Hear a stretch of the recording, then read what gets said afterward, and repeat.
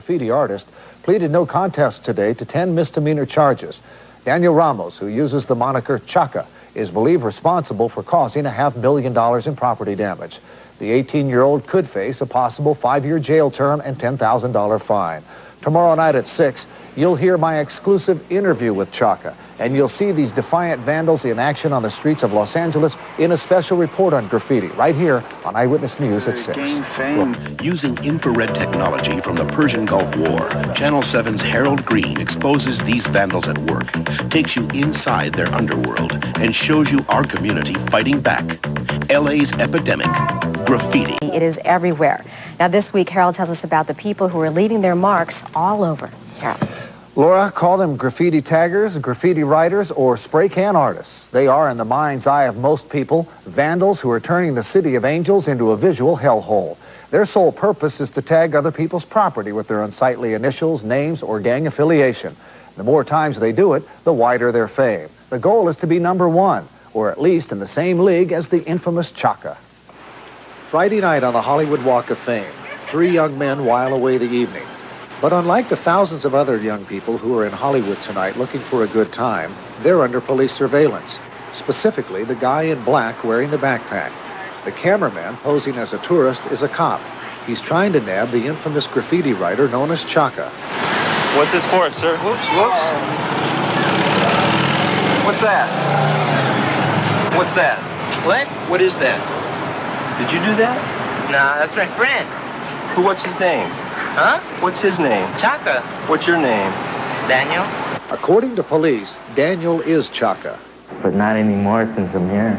Here is the Metropolitan State Mental Hospital in Norwalk, where 18-year-old Daniel Ramos is under observation while awaiting sentencing on 10 counts of misdemeanor vandalism and trespassing. Police say his ChaKa tag is linked to $500,000 damage from Orange County to San Francisco. At the height of his spraying frenzy, it seemed like ChaKa could be seen on walls, freeways, lampposts, and even the main water tower in the town of Coalinga. The name ChaKa comes from what?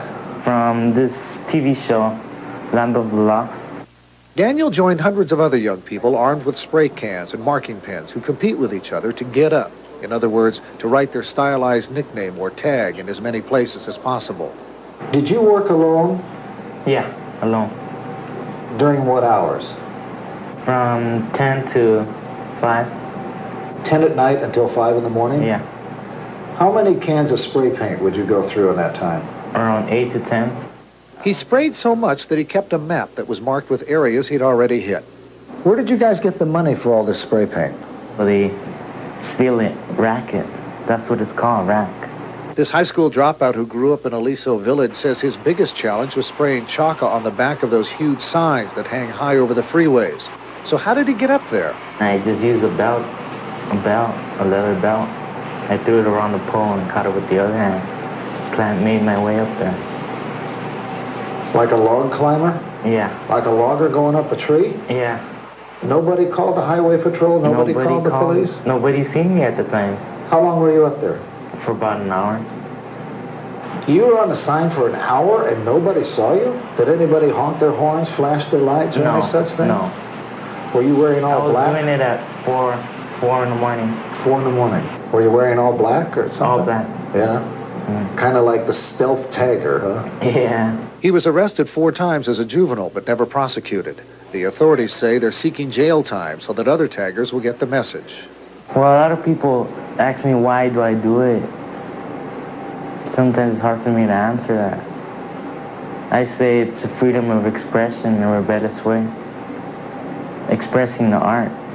For many people, the idea that taggers who cause hundreds of thousands of dollars in damage could be considered artists is laughable. For Daniel Ramos, it could also be costly. On May 1st, he could be sentenced to 5 years in jail and fined $10,000. It's no use tagging. Tagging's no good. Yeah. I just like the art. This is all stuff that's disappeared from the wood. Then we have most certainly found the mysterious Land of the Lost. Calling out to all free waivers around the world. Are you tired of the same old sound? Does the Pepsi style really get you down? It's not the style and the sunshine. Hey people, now check the program. Come on, hey people, now shake it. TV. Do what you like. You can be anything you wanna be. Do what you like. Free waves are coming, so turn off your TV. Do what you like. Do what I like. Do what you like. Yeah, do what I like. Ultra funky love Freefonix, 'cause you want it. Here we go.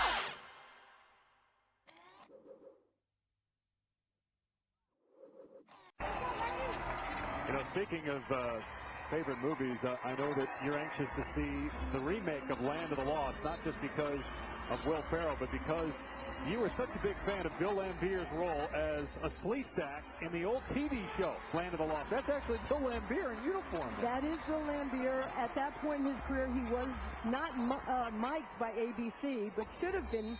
But he still has those big bug eyes, and look at that desire to win. I remember watching a TV, here we go with a TV show again from the 70s. It was a show called Land of the Lost. And I was just infatuated with this thing, because here, Marshall, Will, and Holly, on a routine expedition, all of a sudden an earthquake takes place, and a gateway opens up, a portal, and they fall into a new dimension. It's sort of, they call it the Land of the Lost. It's a land between time, or a land between worlds. And inhabiting this world are these creatures. They were called Sleestacks, and they were mean, and they threw darts, and they were terrible. These Sleestacks look like reptiles. They look like dragons. They looked like serpents or snakes or things like that. I just had someone reach out to me about an Enik or an Enoch, something with an E. Enik? Yes. He wants an appraisal because he's not sure if he wants to sell or not. In the 70s, there was this television show done by Sid and Marty Krofft called Land of the Lost. They also did H.R. Puffin stuff, you know, Jimmy the Flute, Sigmund and the Sea Monsters. Enoch is like one of the things I've been looking for 15 years. Oh, really? You almost bought it. I went to an auction in Beverly Hills and I missed it, and it's one of the things I need back in my collection. Oh, the one of the ones that got away. One that got away. The news keeps getting better and better because Enoch was my favorite character of Land of the Lost, and he's easily the most recognizable. I'm in Philadelphia. This is an unusual situation because I'm here to give an appraisal, but it's something I really want to have for my personal collection. In 1998, I was at an auction, and there was one thing I wanted in that auction more than anything. I lost it to another bidder, and I haven't seen it since. Hey, Kier. Hey, Joe. How you doing? Nice to meet you. Nice to meet you. So I hear you might have something I want to see. Indeed, I do. All right. Let's take a look. All right, I'm Definitely. excited. I'm here to see if I can turn back the clock and get a second chance at something I lost 13 years ago. Here he is. Oh my God, this is so cool. All of a sudden, I'm face to face with Enoch from the Land of the Lost. I'm really blown away by this piece. Although I'm an auctioneer, I'm a collector just as well, and sometimes there are things that I just have to own, and today I'm hoping this is one of them. When I heard that you had it, I couldn't get to you fast enough. It was kind of like, I want to go.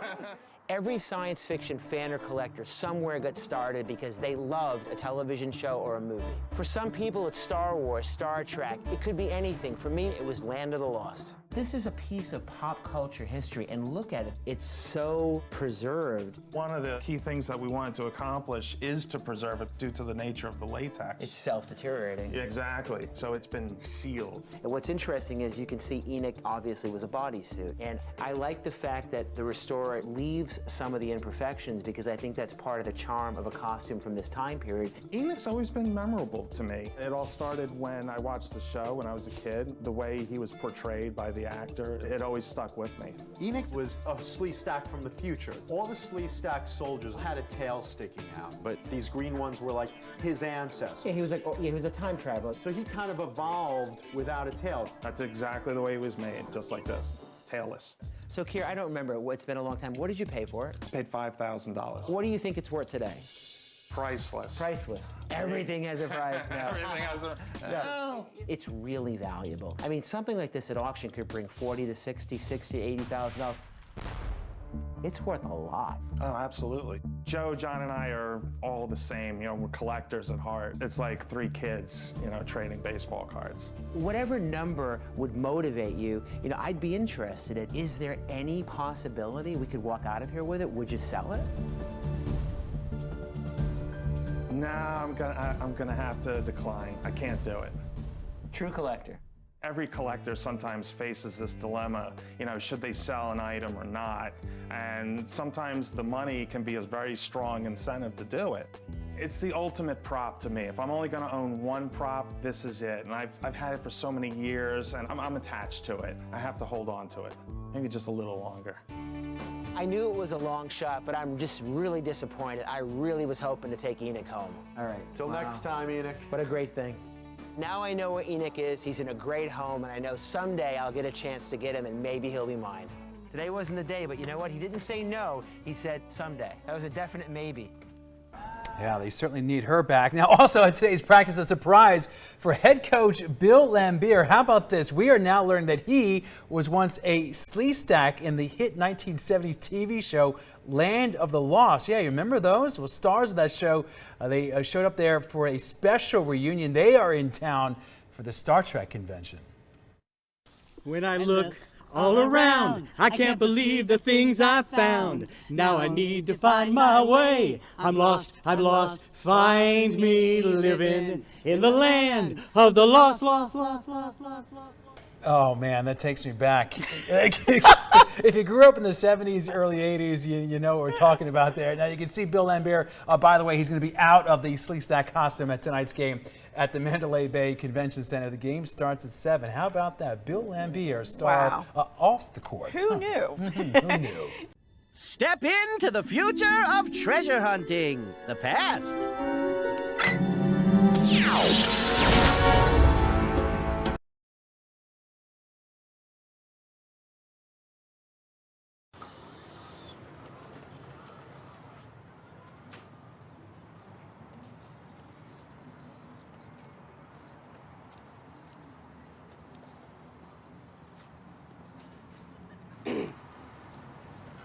Excuse me.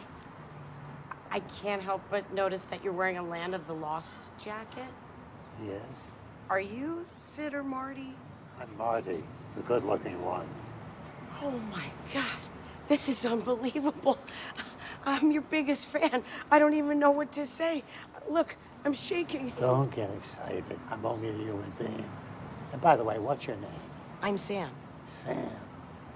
What's your profession? Well, I'm an actor, and also recently I've been lucky enough to be employed behind the scenes like what you do. You know what? And this is important. Don't ever let them fuck you. And let me give you some advice that my dad gave me. Don't ever, ever give up. Because if you give up on Tuesday, there is no Wednesday. And Wednesday could have been the day. I have something to give you. My card. You gotta promise me. Only sell it if you need the cash. I promise. Oh my God. Thank you so much, Marty. I will treasure this. Can I give you a hug? Absolutely. Woo! Can you buy me the flowers? Hey, Marty! Yeah. Oh. Thank you so much, Marty. Bye. Oh my God. Do you guys know who that is? He's a legend. Yeah, Mommy brought me up watching his shows. Oh my God, I'm done. Dead. Did he give you his card? Oh, he gives everybody his card.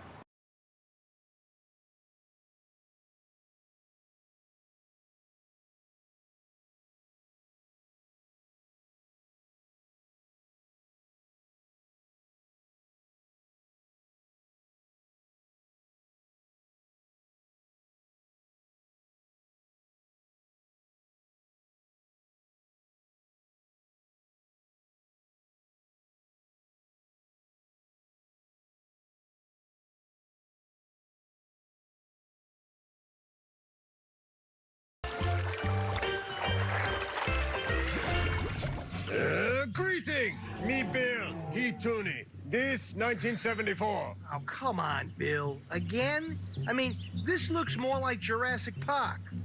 Quiet! Men come. Okay, now it's looking more like 1974. I mean, dudes really did not get haircuts or shave much back then. I'm talking Shaggy City, baby.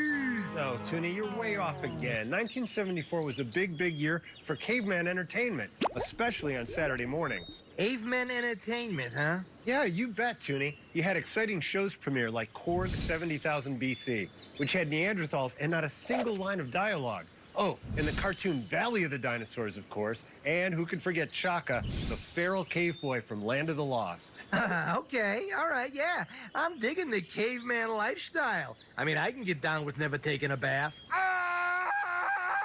Oh, Toonie, now you've done it. You've angered a caveman. Just another Thursday. Hey everybody, Wesley I played Will Marshall on Land of the Lost, and I heard that tonight on Jeopardy there's a Land of the Lost question. Our little show, here we go, let's see if they can get it. Let's go. As well, what is Manuka, honey? Veronica? Let's do siblings in pop culture for 2000. Siblings in pop culture? Marty Croft produced 70s Saturday morning TV like HR Puffin Stuff, and this one, where a family ends up in a time with dinosaurs. Come on, Land of the Lost, Land of the Lost. I now feel 200 years old, but there was a movie. What is Land of the Lost? Do siblings. Okay, sure. Land of the Lost is 200 years old. You know, remember Sleestack, Marshall, Will, and Holly? Well, you know, it had the Sid Marty Krofft brothers as the siblings. I was hoping it was going to be Will and Holly as the siblings from Land of the Lost. Anyway, I love that our show's still remembered. Thank you for remembering us.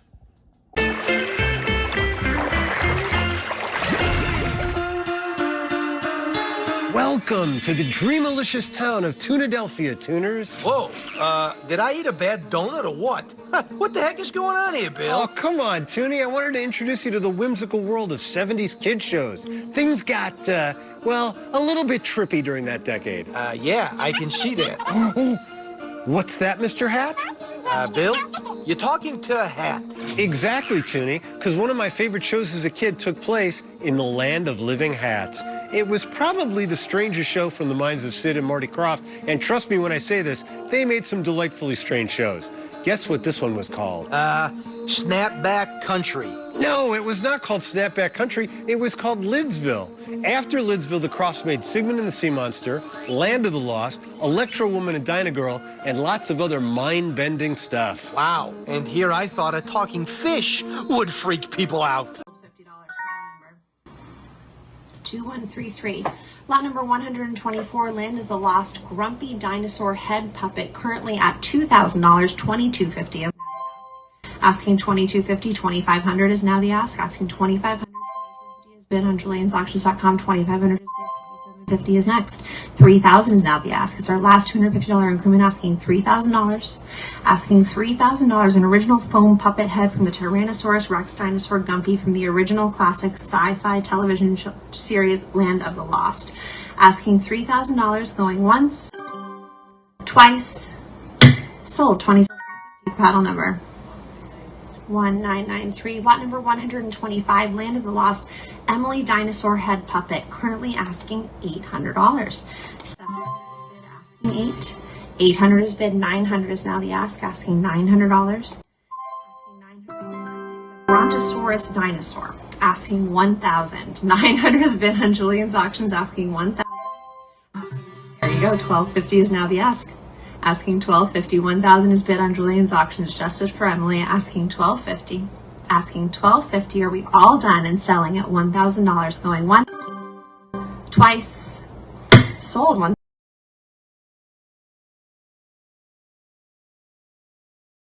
Thank you for watching Land of the Lord. When I look all around, I can't believe the things I've found. Now I need to find my way. I'm lost, find me living in the land of the lost, lost, living in the land of the lost.